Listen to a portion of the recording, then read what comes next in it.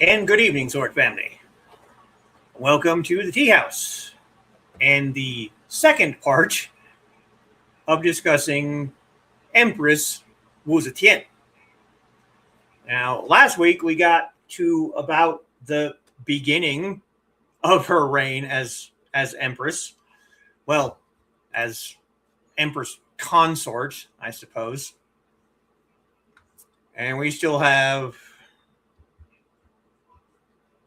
about 30 years left of her life to go through tonight, so it's going to be interesting, I guess, is one way to look at it.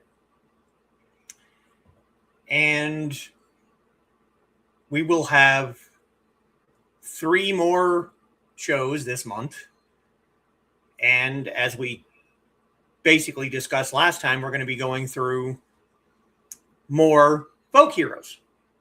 Now, in October, we did 3 male Chinese folk heroes. November, we've now done 4 female folk heroes. So the plan going forward will be to do 2 more male Chinese folk heroes and 1 more woman. The problem is, I don't really have any concrete plans on who the last female Chinese folk hero will be. And we're doing this show because it was chosen by my patrons. Well, in a manner of speaking, it was chosen by my patrons. I asked at the end of, well, almost the end of November, for each of my 5 patrons to send in a suggestion for last week's show. And 3 of the 4 people that answered gave me the same answer, which is Wǔ Zétiān. So this time, I'm going to give myself a little bit more time because next week, we're going to start with the male folk heroes again. And I have both of those already picked out. So 2 weeks from today will be another female Chinese folk hero. This time, I'm opening it up to everyone. Everyone in the chat, everyone who can get a hold of me through Facebook or Threads or Instagram or whatever. I want everyone to go out and research female Chinese folk heroes. And I want you to pick your favorite. Send it to me. Like I said, Facebook, Instagram, Threads, however you're going to get a hold of me, pick your favorite. Excuse me. Pick your favorite. Once we have a list made up, I will make a poll for everyone to vote on to see who gets to be the last female Chinese folk hero. Now, I think the beginning of November, possibly, I showed you the Rejected Princesses website.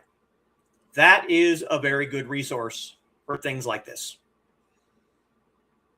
You can find a lot of, it's all about women in history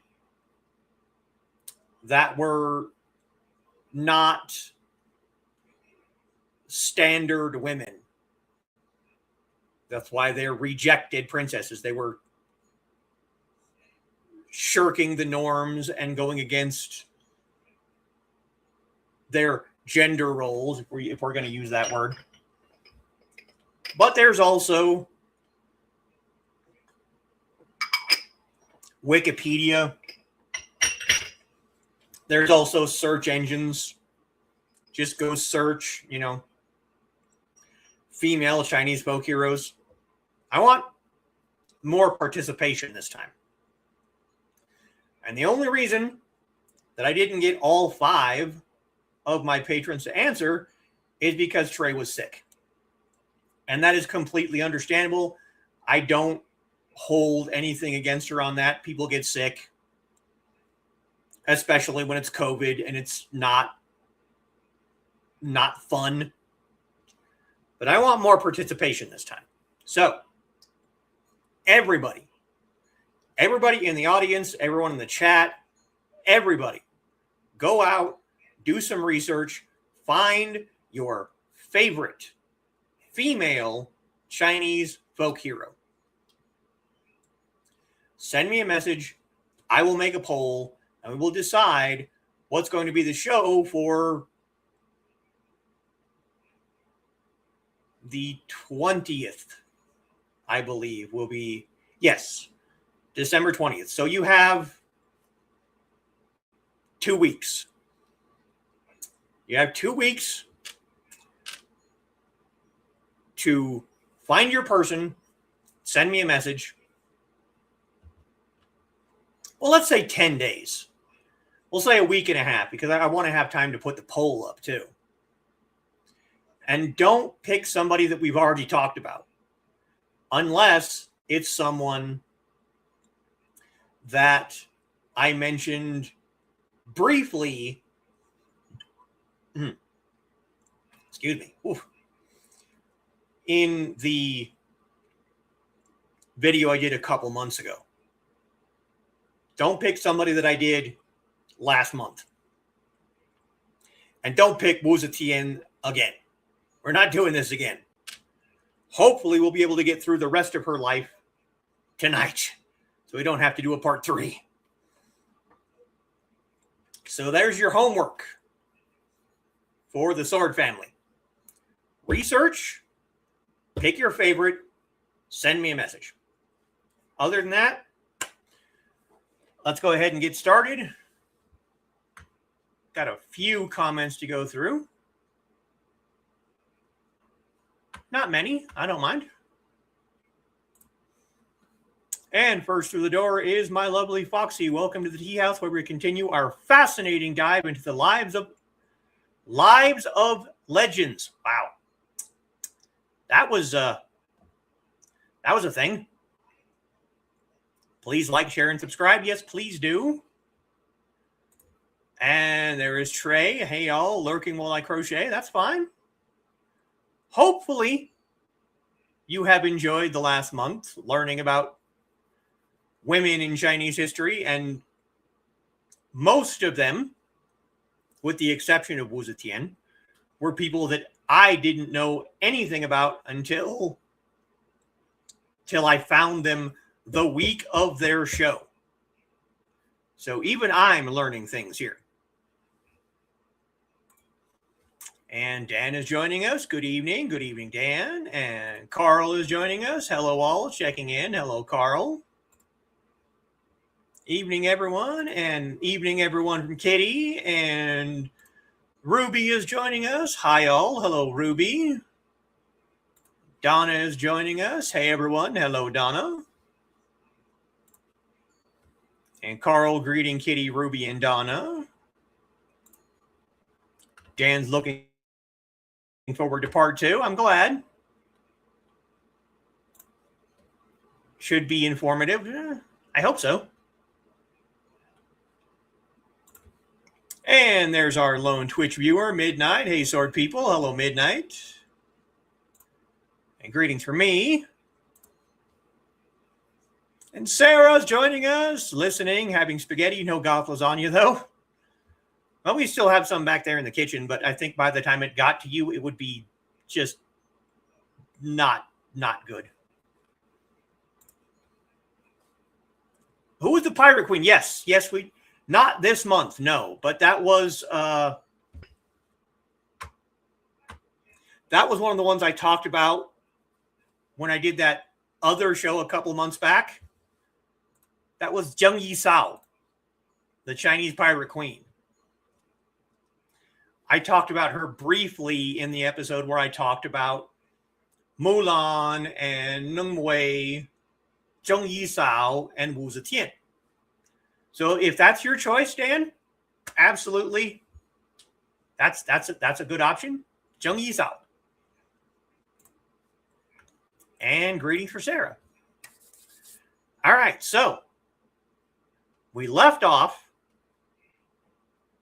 in the year 660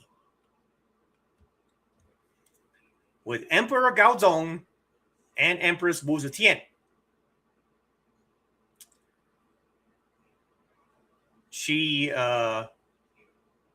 basically took over, well, not entirely took over, but the emperor began to suffer from an illness, headaches, and loss of vision related possibly to hypertension. So Wǔ Zétiān basically took over the daily petitions of the officials, making her authority rivaling the emperor. By 664, she was said to be interfering so much with the empire's governance that she was angering Emperor Gaozong, and she accused a Taoist of using witchcraft, and a eunuch reported this to the emperor, angering him further. So he consulted with one of his chancellors, who suggested that he depose Wǔ Zétiān.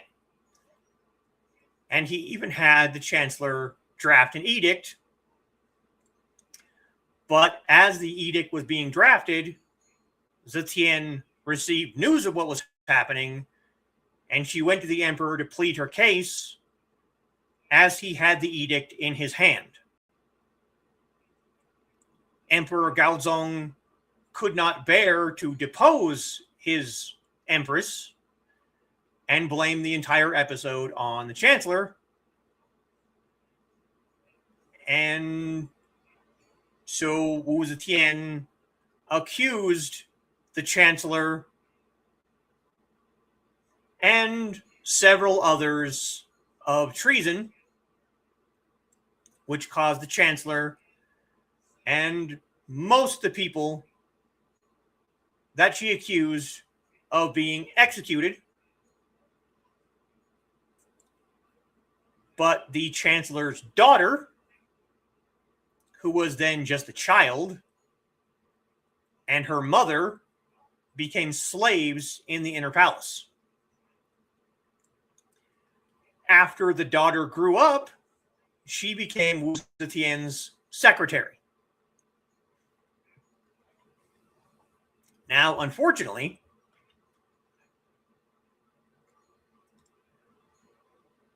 the empress's mother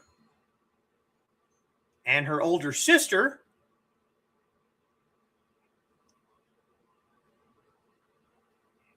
they were, well, not necessarily unfortunately, but they became part of the palace intrigue.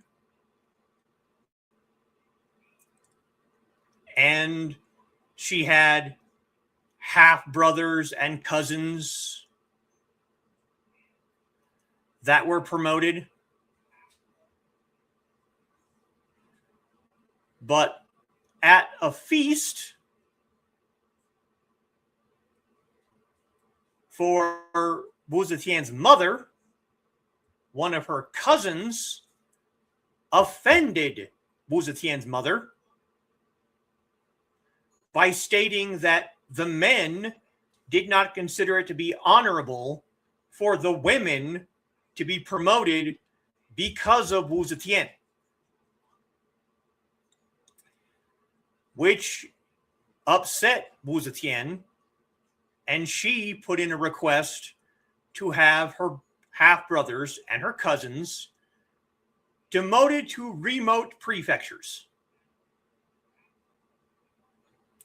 Outwardly, doing this to show modesty, to show that she wasn't playing favorites, but in reality, she was just pissed off that her brothers, half-brothers, and her cousins offended her mother, so they were basically exiled to remote areas of the country, and the half-brothers died in exile.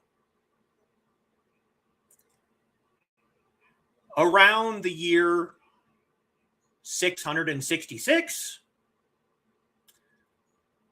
Wǔ Zétiān's older sister also died.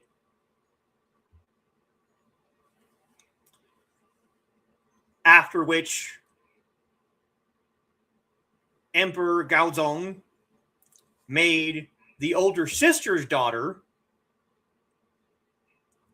a lady of the palace and considered keeping her in the palace, possibly as a concubine,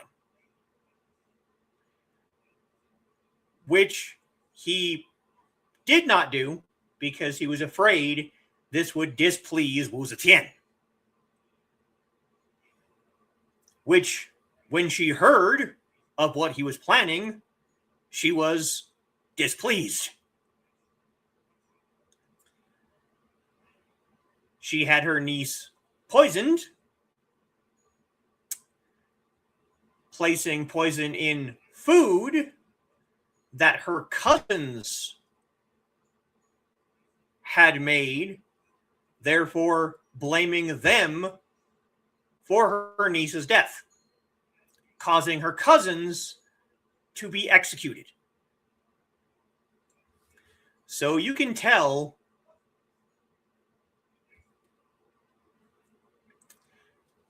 she didn't like the idea of other women gaining power that she herself currently had.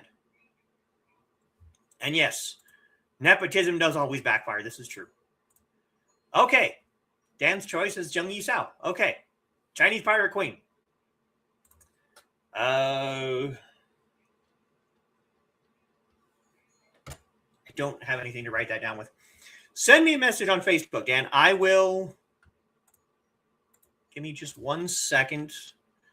Just send me a message on Facebook saying that your choice is the Chinese Pirate Queen, and I will add that to my list later so that we don't run out of time. In the year 670, Wǔ Zétiān's mother died, and by the order of the emperor and Wǔ Zétiān, all of the imperial officials and their wives attended the funeral.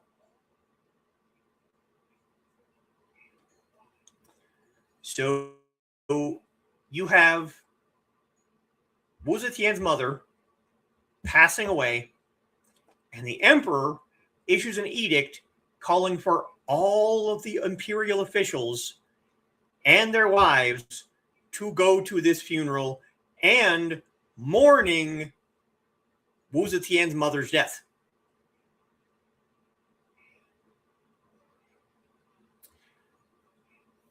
Later that same year, the entire country was suffering from a major drought, and Wǔ Zétiān offered to be deposed, which Emperor Gaozong completely rejected.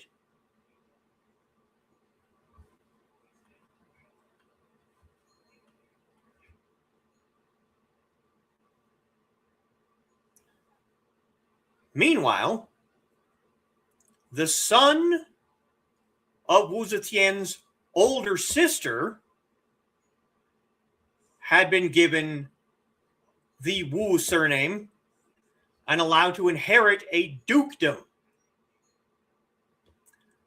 But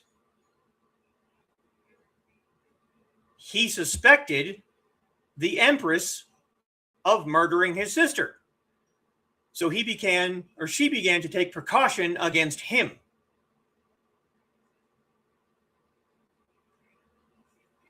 And in 671, he was accused of disobeying mourning regulations during the mourning period and having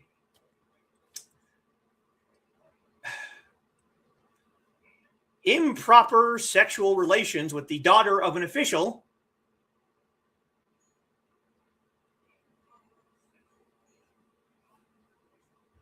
He had non-consensual sexual relations with an official that the emperor and empress had selected to be the crown princess. So here you have Wǔ Zétiān's nephew, who suspected his aunt of murder. So he started taking precaution against her. And then he was accused of disobeying mourning regulations and having non-consensual relations with a woman who had been selected by the emperor and the empress to be a crown princess. So needless to say, either he was executed or he committed suicide in exile.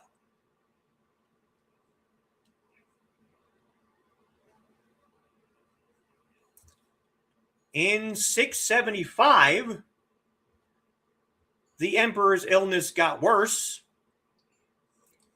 and he considered formally naming the empress as regent. But of course, there were chancellors that opposed this, which made Gaozong not formally make her regent and did not formally give her the authority of regent. But she was seen as being so powerful in the court that her authority had surpassed Emperor Gaozong, and he was basically terrified of her because of her intelligence and her ability to manipulate people. So basically, she had the power of being regent without being formally recognized as such.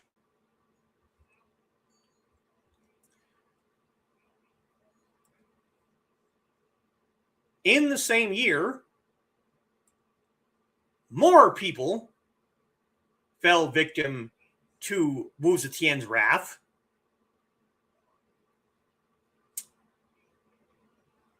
An aunt of the emperor was showing favor, or the emperor was showing favor to his aunt. She was married to a general who had a daughter that became princess consort of Wǔ Zétiān's third son.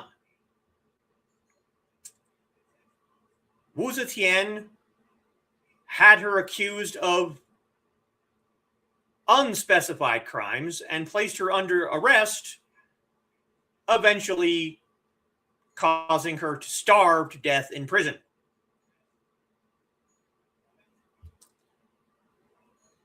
The crown prince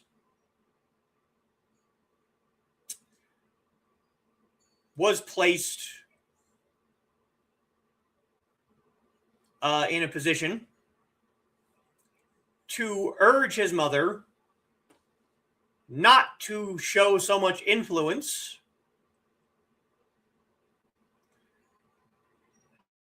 and requested that his half-sisters be allowed to marry. Suddenly, he also died.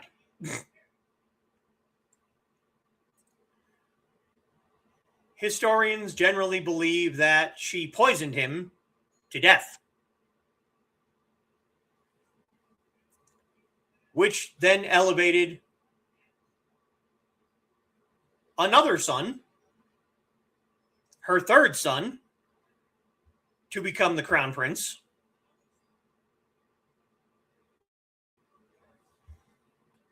And multiple other officials were accused of crimes by Wǔ Zétiān and demoted to lower positions. Soon after this, Wǔ Zétiān's relationship with her third son also deteriorated because the son heard rumors that he was not her son, but the son of Wǔ Zétiān's sister. When she heard of these rumors, she became angry with her son.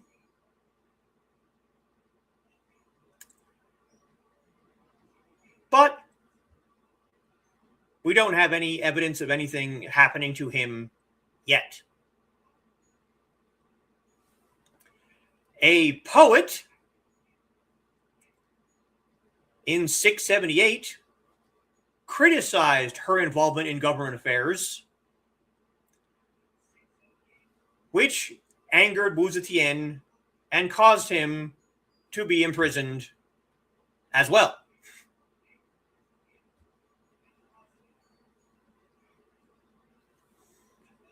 A court sorcerer had stated that Wǔ Zétiān's third son was unsuitable to inherit the throne, and the sorcerer was assassinated in 679. The assassins were never caught, causing Wǔ Zétiān to suspect that her son was behind the assassination. In 680, the third son was accused of crimes, and during an investigation, a large number of weapons were found in his palace, causing Wǔ Zétiān to formally accuse him of treason and assassination. The emperor wanted to forgive his son, but Wǔ Zétiān refused, and he surrendered to be arrested.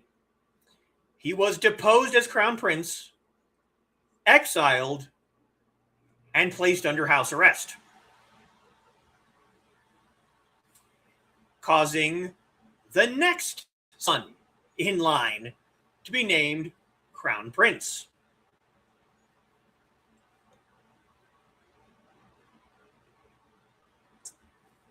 In 683, Emperor Gaozong died.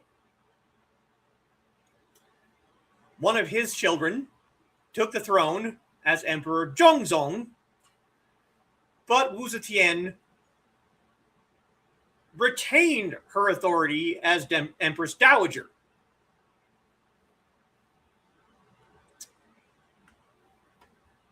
Which basically gave her the ability to maintain all the power that she had spent all these years building.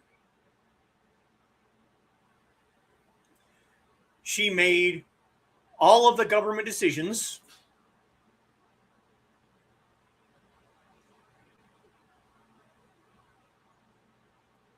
Emperor Gaozong's will included provisions that the crown prince should ascend immediately to the throne,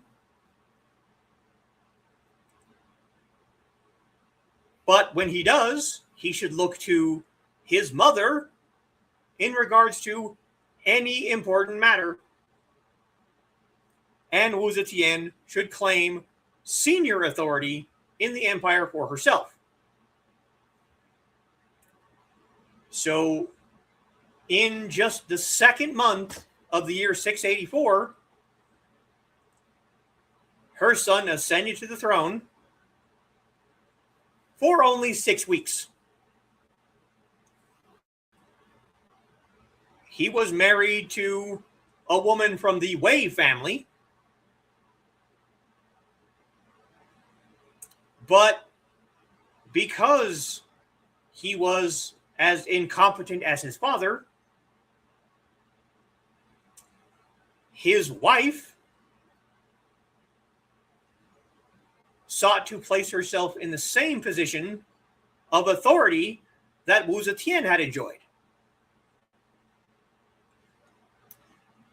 Immediately, the new emperor showed signs of disobeying Wǔ Zétiān because he was under the thumb of his wife. Under her influence, the new empire appointed his father-in-law as prime minister and also tried to make his father-in-law a high chancellor and gave a mid-level office to the son of his wet nurse,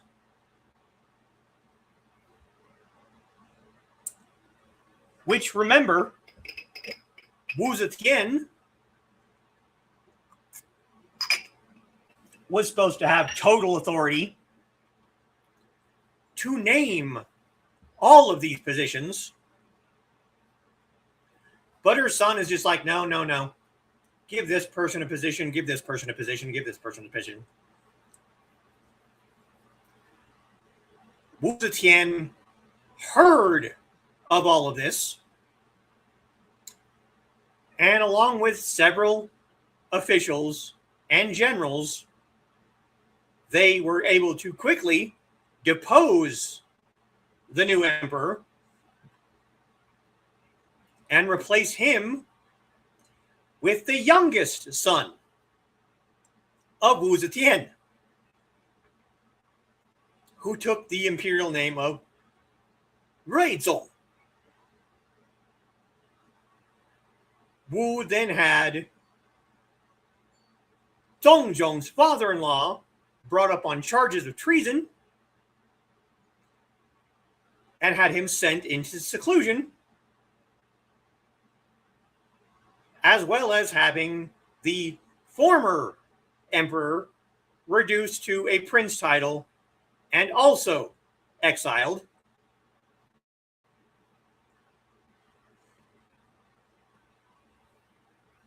She became absolute ruler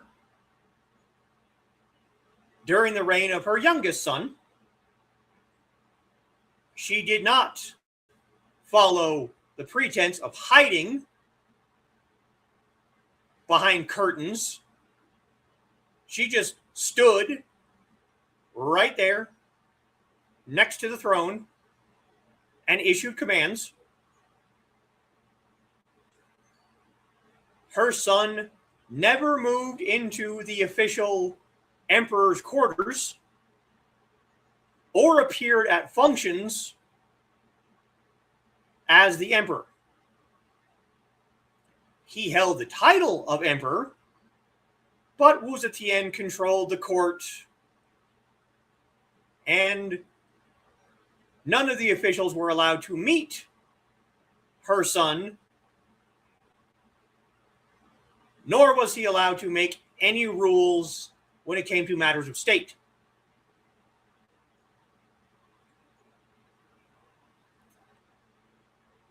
Soon after her son took the throne, she carried out a major renaming of government officials or government offices. She elevated the status of her hometown, making it a capital.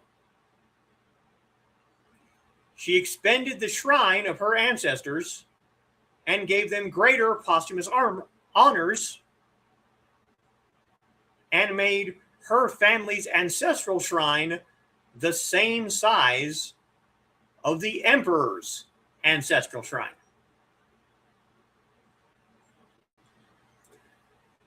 Shortly after, a duke started a rebellion, which initially had some popular support in that region, but he did not take full advantage of that support.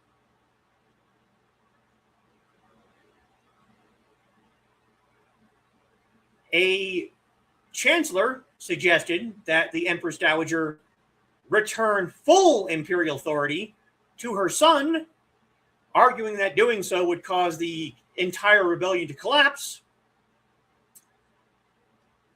which offended Wǔ Zétiān, and she accused the chancellor of being complicit with the rebellion and had him executed.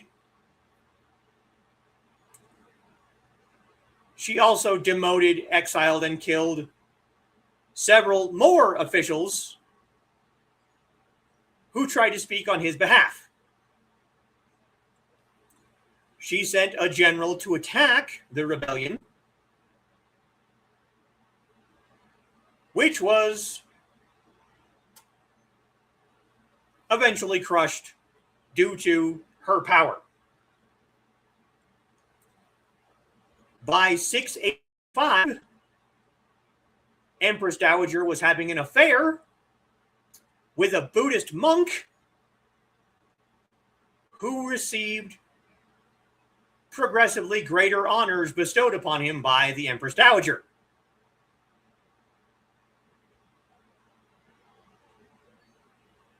In 686, Wǔ Zétiān offered to return full imperial authority to her son, but he knew she wasn't serious and he declined.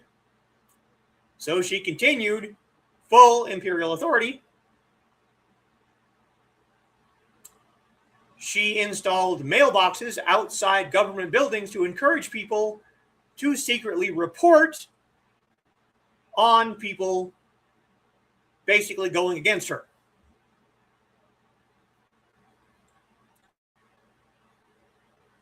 In 688, she was set to make sacrifices to a river deity. She summoned several senior members of the imperial clan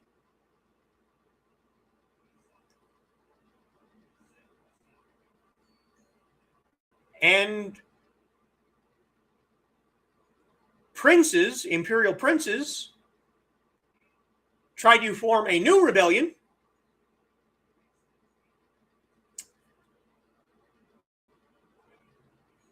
But that rebellion was crushed as well. In 690, Wǔ Zétiān took the final step to become Empress Regent of the newly proclaimed Zhou dynasty. Traditional order of succession did not allow a woman to ascend to the throne by herself, but she wanted to quash the opposition and use secret police after she took the throne.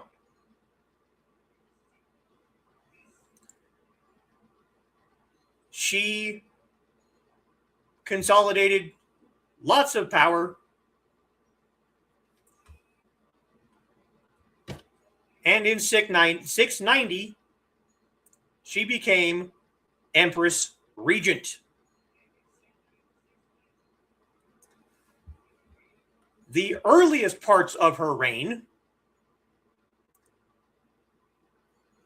had the people terrified because of the secret police that she created.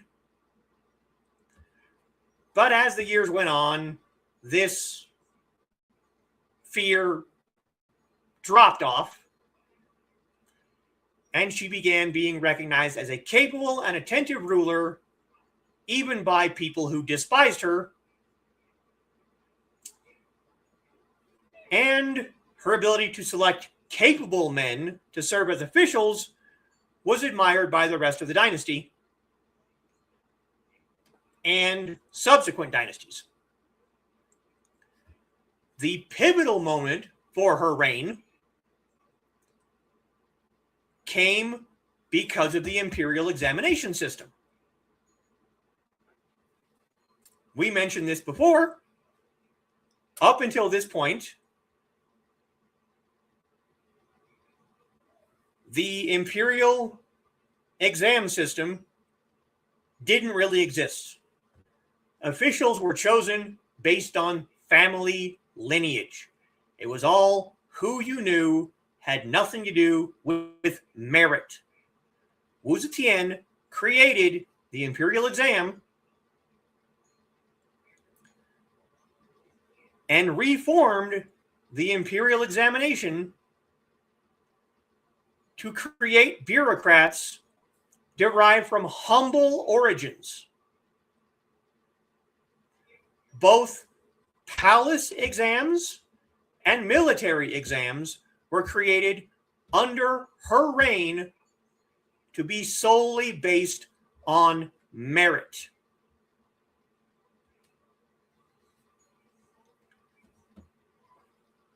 And all of this was because before Wǔ Zétiān, all rulers of China had been men.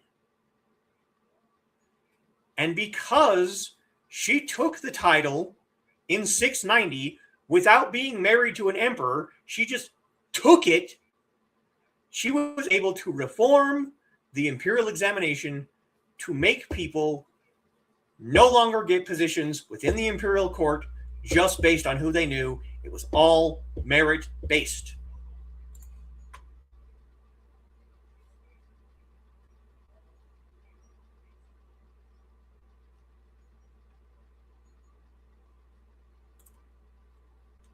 Inigo keeps stealing your hand. Yeah. Empress was sneaky. Yes, she was. The whole soap opera. Actually, there are a couple that I know of full on like Chinese period dramas just based on Wǔ Zétiān's reign. I haven't seen anyone. I haven't seen any of them, but I'm pretty sure they exist. Bet she'd been poisoning the... No, I think he had like high blood pressure, which being married to this woman would give you high blood pressure.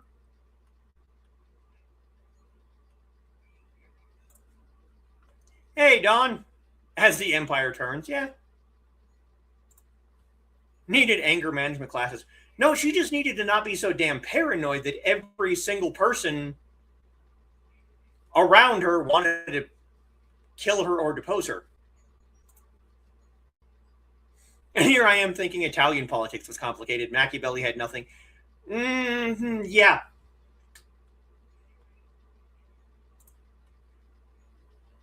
Being the sun next in line and sensing a pattern. Time to become a monk. Yep, bye. I'm out. See you. We're out. We're done. No more. Last son read the writing on the wall. You're not wrong. Was either go along with her or just self-exile? Yeah. Just meditated together. Yeah. Something like that. Not paranoia if they really are out to get you. Well, we don't know if they were or not. She didn't really give them a chance to be out to get her. She was just like, nope, you're plotting something. Exile.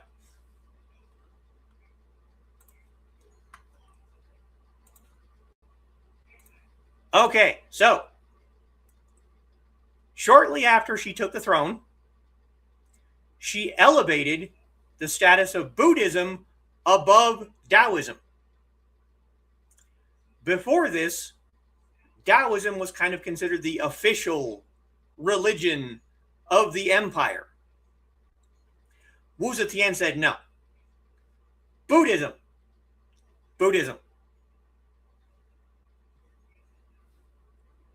She officially sanctioned Buddhism by building temples in each prefecture and created 9 senior monks as dukes. She enshrined 7 generations of her ancestors at ancestral temples while continuing to offer sacrifices to the previous emperors. She faced issues of succession because most of her children that would have been next in line were either dead or exiled.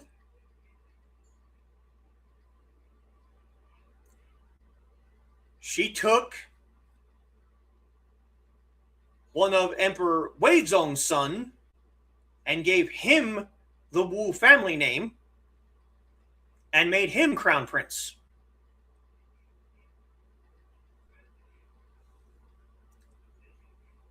But an official convinced a common subject to start a petition to name the official's nephew as crown prince, arguing that an emperor with the Wu family name should pass the throne to a member of the Wu family.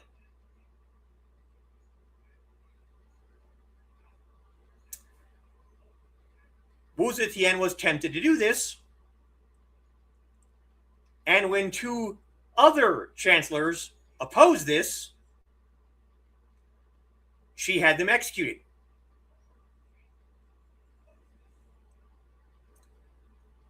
Ultimately, she declined this request,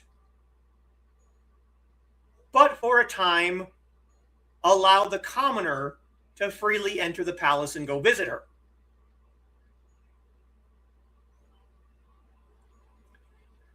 On one occasion, she was angered by him coming to visit her too much, and she asked another official to beat him as punishment. The official then used this opportunity to beat him to death, and the petitioners scattered. The official then persuaded Wǔ Zétiān to keep Emperor Weizong's son as crown prince,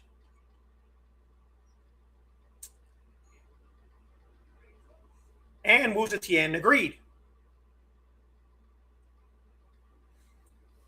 Meanwhile, the power of Wǔ Zétiān's secret police increased until they appeared curbed in around 692.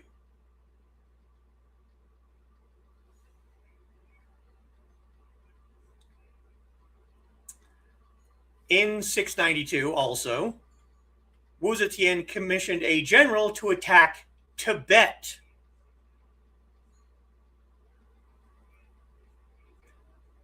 And the general captured 4 garrisons in the western region that had fallen to Tibet in 670.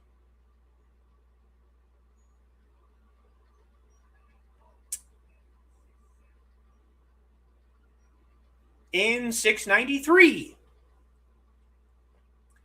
after a lady in waiting accused the crown prince's wife of using witchcraft, she had the crown princess and the imperial consort killed.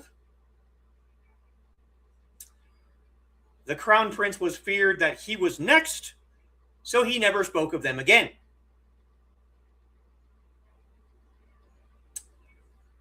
When the lady-in-waiting did plan to accuse the crown prince, someone informed Wǔ Zétiān, and the lady-in-waiting was executed.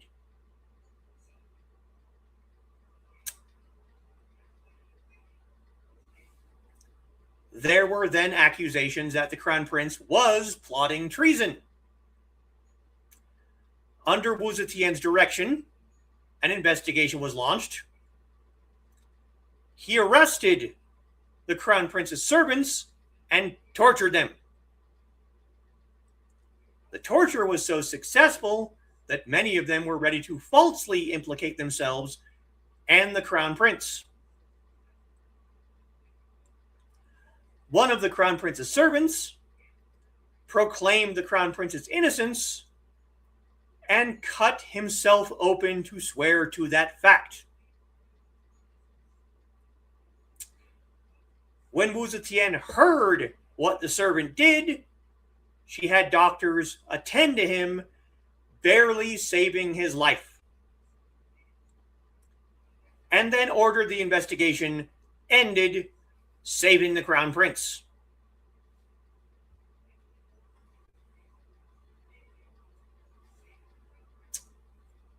In 695,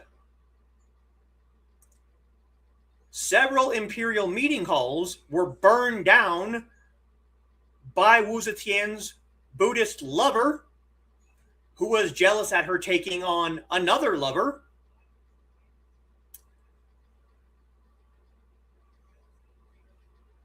She had him put to death.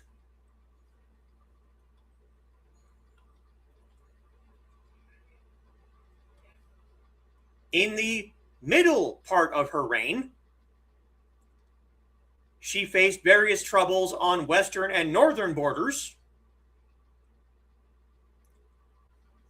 In 696, she sent generals against the Tibetan Empire, which were defeated by the Tibetan generals. In the summer of 696, chieftains of the Khitan Empire, angry over mistreatment, rebelled,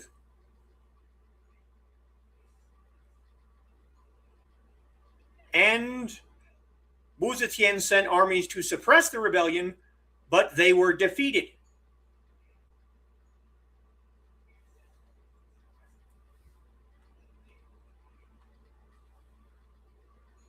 In 697, an official that had lost power returned to power and falsely accused several people of crimes, and then planned to accuse the crown prince and princess of treason.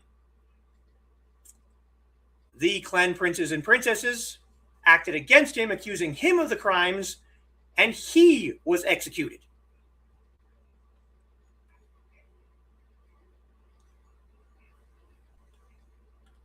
In 699, the Tibetan threat ended.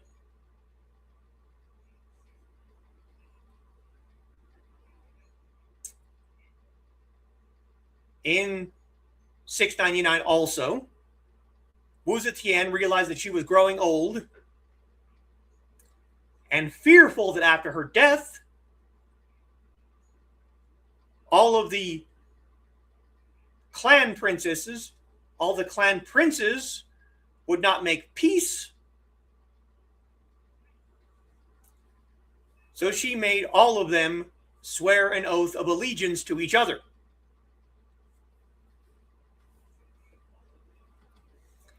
As she grew older,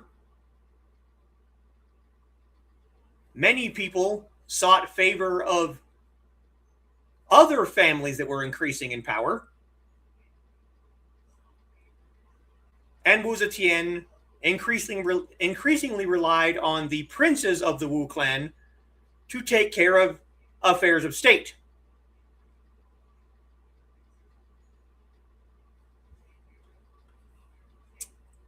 Despite her age, she continued to be interested in finding talented officials and promoting people.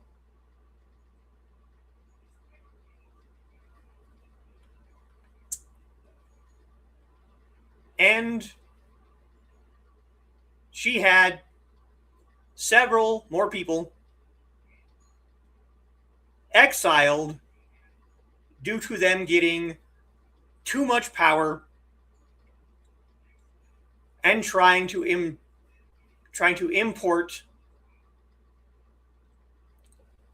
show power against the crown prince and princesses. In the autumn of 704, accusations of corruption began to be leveled against members of the Zhang family,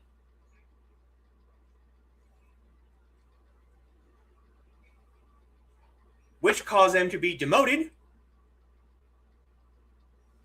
even though other officials advocated for them. They were also removed. In the winter of 704, Wǔ Zétiān became seriously ill, and only the Zhang brothers were allowed to see her. The chancellors were not.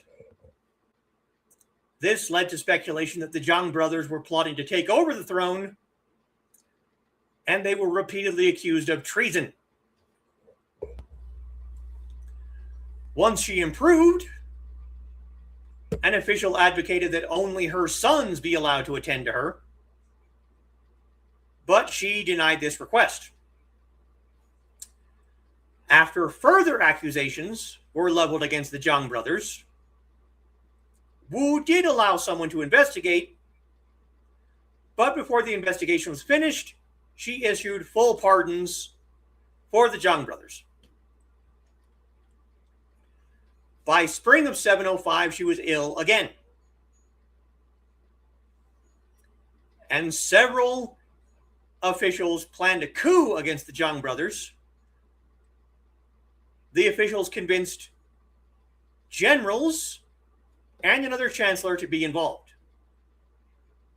With agreement from one of Wǔ Zétiān's sons, they acted on February 20th, killing the Zhang brothers, and had the hall where Wǔ Zétiān was residing surrounded. They then reported that the Zhang brothers had been executed on treason and forced her to yield the throne to her son. On February 21st, an edict was issued in her name that made one of her sons regent, and on the 22nd, an edict was issued passing the throne to her son. On February 23rd, her son formally retook the throne, and the next day, under heavy guard, Wǔ Zétiān was moved to the Empress Dowager Palace, and on March 3rd, the Tang dynasty was celebrated and restored, ending the Zhou dynasty. Wǔ Zétiān died on December 16th, and pursuant to a final edict issued in her name, was no longer called the Empress Regent, but instead Empress Consort.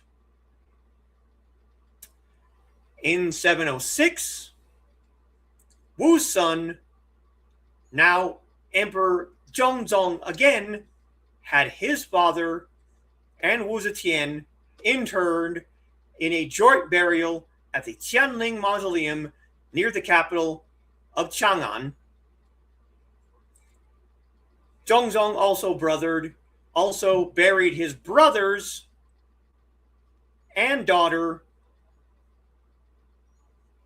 and several others who were victims of Wǔ Zétiān's wrath in the same mausoleum. That is the end of Wǔ Zétiān's life. Holy hell.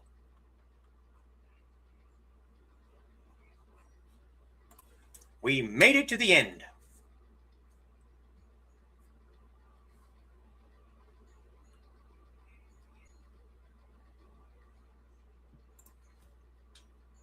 Sounds like a whole nother controversy. Religion is a delicate thing to modify. You're not wrong. Turns out she was a serial killer. Well, how was there anyone left alive in China? There's a lot of people. There weren't that many people in the palace alive, but there were still a lot of people alive. Guessing the plebs. Yeah, there you go. Safety and anonymity, not wrong. Palace is emptying out. Yep. Didn't pay to be notable. Didn't pay to catch the eye of the empress. We'll just put it that way. Sounds like the writing was on the wall, yeah. Gonna have to start promoting poor people soon. Well, why do you think the imperial exam was where it was? Yeah, whew. Now, there are a lot of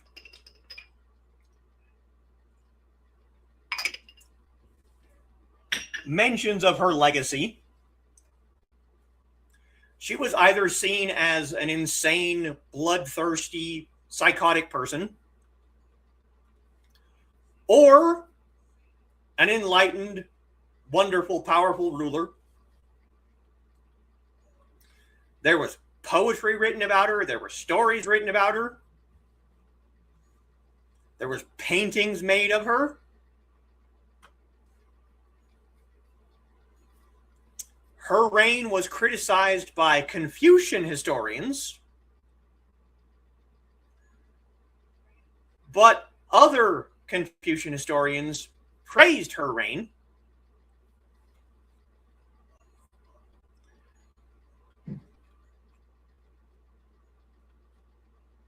I'm fairly certain that there were, maybe are, movies, period dramas,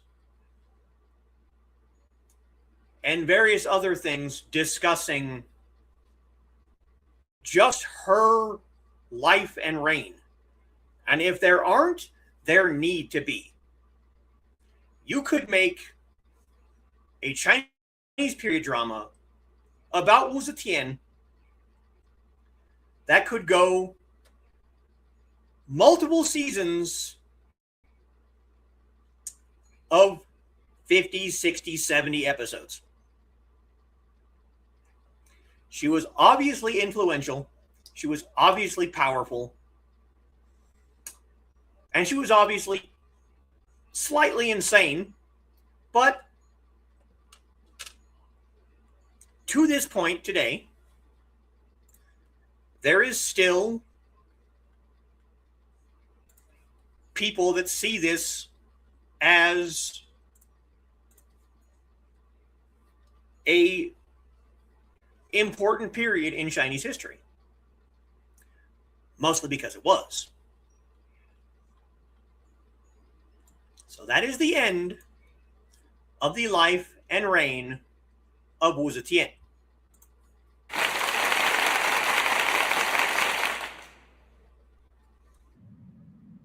There we go. There's my applause.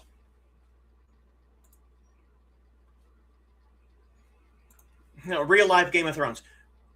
Yeah. Especially when you consider that was a whirlwind. When you consider that at least one of her sons, I think it was her son, one of the crown princes was said to have an incestuous relationship with his grandmother. So calling it a real life Game of Thrones is not incorrect. Needs charts. Yeah, those little flowchart, the little flowchart that you see, Empress Wǔ Zétiān at the top, and then it's just like this person connects to this person, connects to this person, connects to this person who killed this person that she killed because they killed this person. Yeah. You just need a big whiteboard with thumbtacks and red string.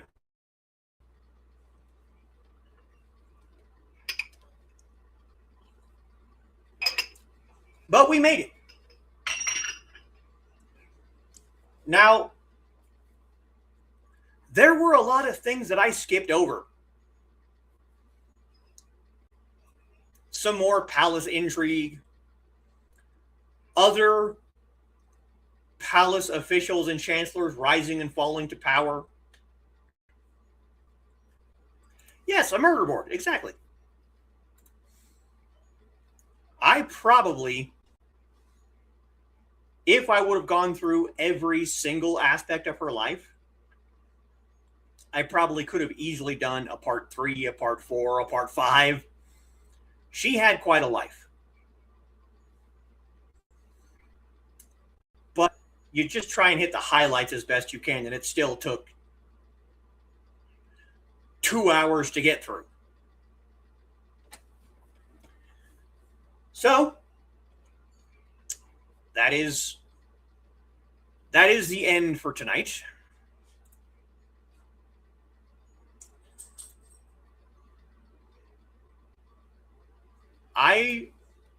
Like I said, I want people to go out and do research just on female Chinese folk heroes. Rejected princesses, Wikipedia, Google.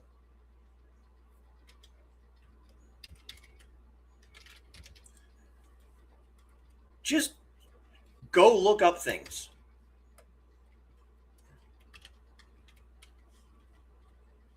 And when you find something that appeals to you, let me know. And we will get to the last female Chinese folk hero, at least for this year. Cujo, even with the cold-blooded murder. Well, isn't cold-blooded murder and intrigue what makes things good? I mean, isn't that why we like, murder mystery shows?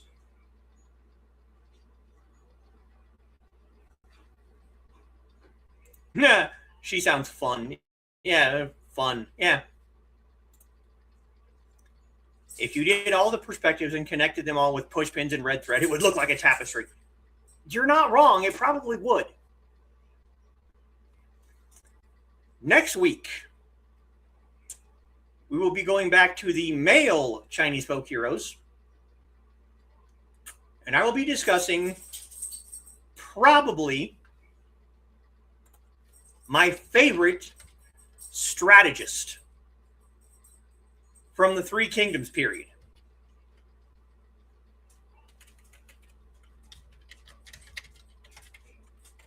He was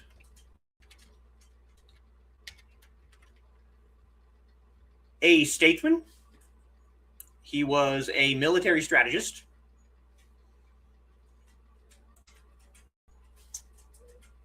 He had an uncommon 2-character compound family name.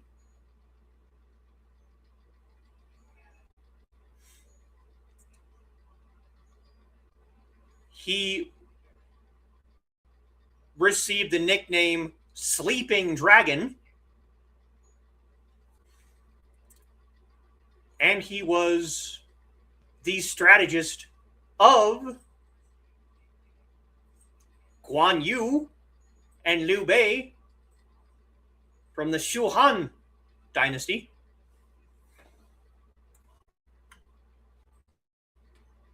But to find out more, you're just going to have to tune in next week.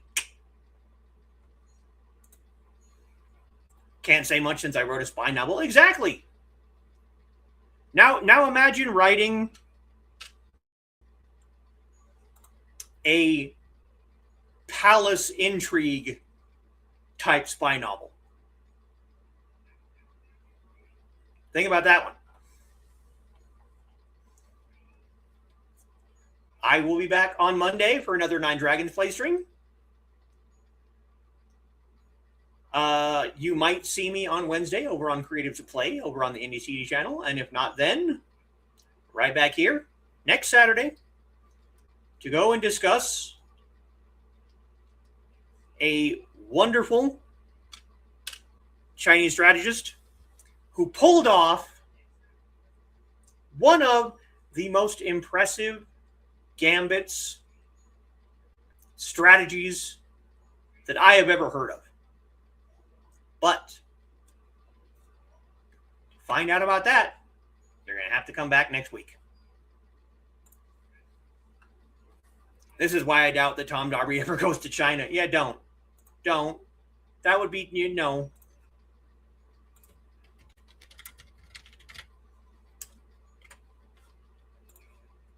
I want to give a special shout out to my patrons, Carl Whitman, Dan Hollifield, Rich Asplin Jr., and Joe and Shalana Bachman. You guys are awesome, but the rest of the Sword family, you're just as awesome too. And I will see you all next time.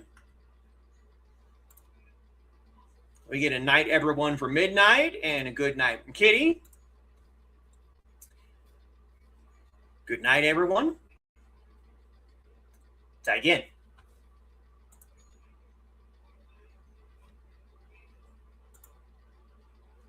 And good night from Dawn, and Dan, and Foxy, and Donna.